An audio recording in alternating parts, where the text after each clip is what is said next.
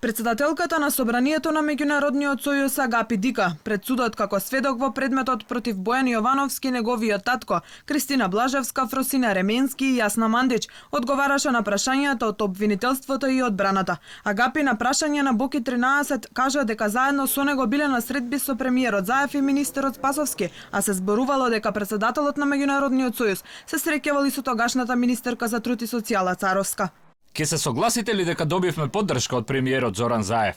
Ке се согласите ли дека имавме презентација на акцискиот план кој требаше да се усвои на првото собрание? Па бевме кратко, 15 на минути. Не можам да се сетам, многу кратко беше. Влеговме и излеговме. Како втор сведок од притвор беше спроведен Јордан Камчев, кој првично од судот бараше да биде изземен од сведок, бидејќи нема да сведочи во корист на обвинителството. Откако судот не прифати, бизнисменот одговараше на прашање и на обвинителството и на одбраната. Кога обвинителката му постави прашање кога дознал за Меѓународен сојуз, тој кажа дека во обвинението фалат Зоран Милевски-Кичевскиот, Катица Јанева и нејзиниот син. Тврди дека преку нив му било понудено да финансира два проекти, еден за мол за светски брендови, другиот за старечки домови за лица носени од странство во Македонија.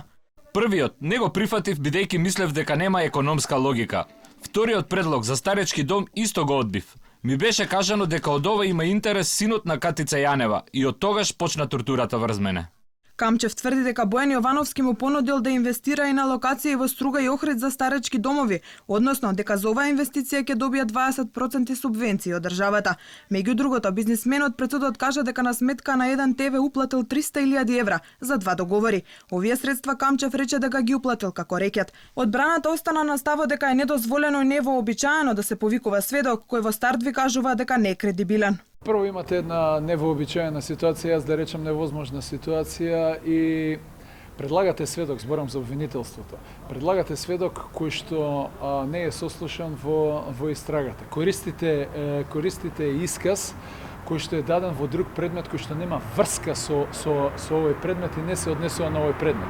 И како капа на све, значи ви кажува сведокот дека не е кредибилен.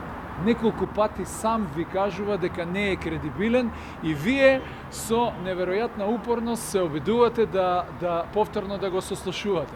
Судењето за случајот Меѓународен сојуз продолжува на 24 март.